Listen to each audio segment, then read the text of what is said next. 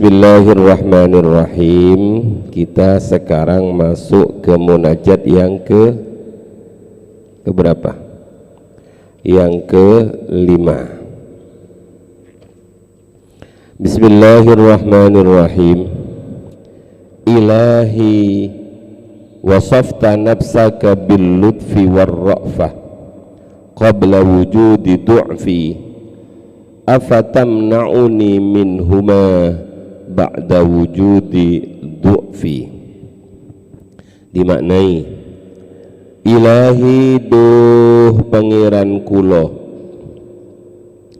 wasafta nyifati panjenengan, wasafta sampun nyifati panjenengan, nafsaka ing zat panjenengan, nafsaka ing zat panjenengan nyifati bil lutfi kelawan welas, bil lutfi kelawan welas, warra'fati lan asih.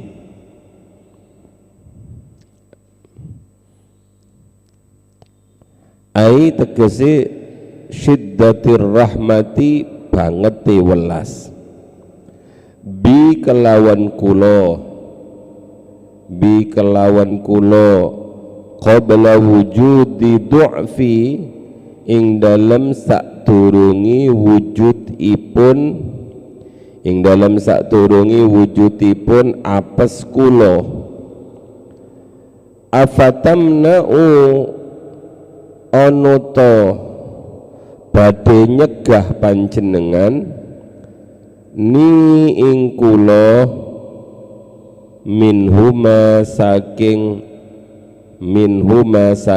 al-lutfi war-ra'fah ba'da wujudi du'fi ing dalem sak sampuni wujudi apes kula, wujudi apes kula ing dalem sak wisini sak sampunipun wujudi apes kula. Cukup. Itu munajat yang ke-5. Munajat yang ke-5 ini sebenarnya masih lanjutan dari munajat yang kemarin. Bismillahirrahmanirrahim. Ayo kita lihat keterangan sarah dari munajat ini.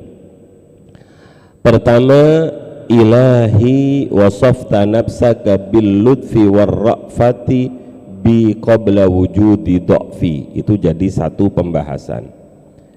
Wahai Tuhanku, panjenengan telah menyifati panjenengan kiambak, panjenengan engkau telah menyifati zatmu dengan sifat al-lutfi war-ra'fah, dengan sifat amat sangat belas kasihan terhadap aku, qabla wujudi dha'fi, sebelum adanya kelemahanku, sebelum adanya kelemahanku. Terus yang kedua, afatamna'uni minhuma ba'da wujudi dha'fi. Apakah panjenengan, apakah engkau akan mencegahku dari sifat amat belas kasihanmu setelah adanya lemah saya, adanya lemah saya, adanya kelemahanku. Paham napa dereng? Dereng. Gini anak-anak, lihat, fal lutfu war ra'fatu sifatani lillahi azza wa jalla ittasafa bihima fil azali qabla wujudi du'fil abdi wa faqatihi wa hajatihi. Allah subhanahu wa ta'ala pada zaman azal, kita kemudian akan bahas tentang qada dan qadar. ada zaman azal. Zaman azali itu adalah zaman sebelum Allah menciptakan makhluk. Tulis, zaman azal itu adalah zaman sebelum Allah menciptakan apa-apa, sebelum Allah menciptakan makhluk. Yang ada pada waktu itu hanya Allah dan sifat-sifatnya.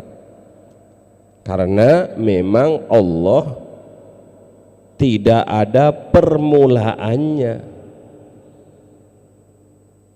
Jadi Allah memang tidak ada permulaannya. Ketika itu belum ada makhluk sama sekali. Sebelum menciptakan manusia, sebelum menciptakan yang lain, itulah pada zaman azal. Lah, pada zaman azali itu Allah sudah memiliki sifat di antara sifat-sifat Allah yang digugat, yang dijadikan sebagai sandaran untuk berdoa oleh Syekh Ibnu Athaillah. Ya Allah, pada zaman azali Engkau telah menyifati dirimu dengan sifat satu, apa tadi? Lutfu, al-latif. Yang kedua dengan sifat ra'fah, ra'uf. Latif itu adalah maha lembut, maha mengetahui.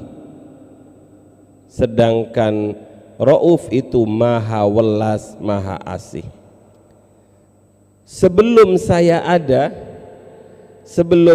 ada, kata Ibnu Athaillah, engkau telah menyifati dirimu dengan sifat al-lutfu, dengan sifat ar-ra'fah, bahwa engkau adalah maha tahu, maha lembut, maha sayang, dan amat sangat kasih sayang terhadap saya sebelum saya ada. Lah, ketika saya di zaman azali itu sudah ada yang disebut dengan qadha. Qadha itu anak-anak tulisan di lauh mahfud bahwa misalnya ada rencana, ada seorang anak lahir di Madura dari orang tua Hasan dan orang tua Aminah. Anak ini kemudian diberi nama Abdul Kholik. Tahun sekian pergi ke Jombang, gak mulih-mulih misalnya, itu sudah ada tulisannya, gak mulih-mulih nang Jombang, selamanya maziltu Taliban, saya selalu menjadi santri, sampai sekarang saya menjadi santri tambah beras. Ayo kuat-kuatan dengan saya kamu, saya ini tulus zaman jadi santri. Itu sudah ada pada zaman azal. Kemudian rencana yang ditulis di zaman azali itu namanya qadha. Pelaksanaannya, zaman azali itu qadha itu gandengannya biasanya dengan ilmunya Allah. Sedangkan pelaksanaan dari qadha-nya Allah itu disebut dengan qadar. Lah, qadarnya ini adalah iradah dari Allah. Jadilah saya. Lah, setelah saya jadi, saya adalah orang yang penuh dengan kelemahan. Saya adalah orang yang penuh dengan kekurangan. Saya adalah orang yang penuh dengan segala macam sifat yang serba-serba tidak bagus. Padahal di sisi lain Allah di zaman azali itu sudah bersifat dengan sifat pemaaf, dengan sifat maha tahu, dengan sifat maha lembut, dengan sifat maha sayang. Maka ya Allah, di zaman azali engkau sudah menyifati dirimu dengan sifat al-lutfu dan ar-ra'fah. Sebelum saya ada, engkau sudah bersifat dengan sifat ini. Lah, ketika saya ada ya Allah, dengan segala kelemahan yang saya miliki, kadang-kadang saya kalah dengan nafsu, kadang-kadang saya kalah dengan setan. Afatamnauni, coba dilihat tafsirnya. Afatamnauni minhuma, apakah engkau akan mencegah saya mendapatkan anugerah sifat lutfumu, sifat raufmu? Tentu jangan ya Allah. Engkau kan maha kasih, engkau kan maha sayang, engkau kan maha welas. Engkau amat sangat sayang. Ketika saya belum lahir, Engkau sudah bersifat dengan sifat ini ya Allah. Lah, ketika saya lahir, saya penuh dengan kelemahan, saya penuh dengan kekurangan. Maka ya Allah, tolong jangan Kau tutup pintu belas kasihan-Mu. Jangan Kau cegah aku untuk mendapatkan belas kasih sayang-Mu. Ini namanya ngerengek, merengek-rengek kepada Allah Subhanahu wa ta'ala. Kayak anak saya misalnya ngerengek, Abah, sebelum Abah punya saya, Abah kan seorang bapak yang dermawan, ayah kan seorang bapak yang suka ngasih. Itu kan saya belum lahir. Lah kalau saya sudah lahir, apakah Abah akan tidak dermawan pada saya? Kalau tidak dermawan pada saya mau minta sama siapa? Abah, tolong ya jangan cegah saya mendapatkan dermawannya Abah. Paham tidak kamu ini? Nah, ini namanya merintih di hadapan Allah Subhanahu wa ta'ala dengan menyebut sifat ra'fahnya Allah, dengan menyebut sifat lutfunya Allah, dan kemudian menyebut sifat dhaifnya dirinya. Sebab memang manusia itu wa khuliqal insan dhaifah. Manusia itu memang diciptakan dalam keadaan lemah. Apa maksudnya lemah itu? Lemah itu dalam sebuah tafsir disebut wa khuliqal insanu dha'ifa, ay khuliqal insanu dha'ifan la yasbiru 'alan nisa. Karena memang ayat wa khuliqal insanu dha'ifa itu membahas tentang pernikahan, anjuran perkawinan. Dan sifat dasar kita manusia itu adalah dhaifan. Wa khuliqalan diciptakan sopo al insanu menungso dhaifan dalam keadaan lemah. Lemah itu ora sabaran, lemah kesabarannya. Maka sifat dasar manusia itu adalah dha'ufa wa khuliqal insanu dhaifa. Manusia itu lemah. Lemah itu ora sabaran. Dan dalam tafsir yang besar, yang panjang, boleh mengatakan dhaifan itu adalah lemah dalam sembarang hal. Kita lemah dalam urusan akidah, kita lemah dalam urusan ilmu, kita lemah dalam urusan kekuatan, kita lemah dalam urusan ekonomi. Karena memang manusia diciptakan dalam keadaan lemah. Oleh karena manusia itu diciptakan dalam keadaan lemah, maka ada ayat wanti-wanti dari Allah. Wal yakhshal ladzina law taraku min khalfihim dzurriyyatan di'afa. Hendaklah kalian semua takut, hendaklah orang-orang itu takut, yakni orang-orang tua itu takut meninggalkan anak dalam keadaan lemah. Lemah iman, lemah akidah, lemah ilmu, lemah ekonomi, lemah badan.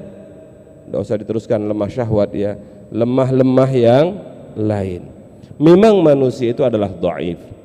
Lah ya Allah, saya ini adalah hamba-Mu yang lemah, kalah dengan nafsu, kalah dengan setan. Tapi panjenengan ya Allah adalah zat yang pada zaman azali sudah menyifati dengan sifat al-lutfu, dengan sifat ar-ra'uf. Maka ya Allah, apakah Engkau akan mencegah diriku yang lemah ini untuk mendapatkan lutfu-Mu, untuk mendapatkan ra'uf-Mu? Tentu tidak kan ya Allah. Itu namanya merengek dari Syekh Ibnu Athaillah As-Sakandari.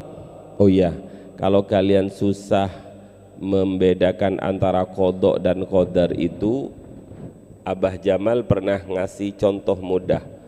Qada itu menurut beliau bahasanya endok, kodok, kodok, endok.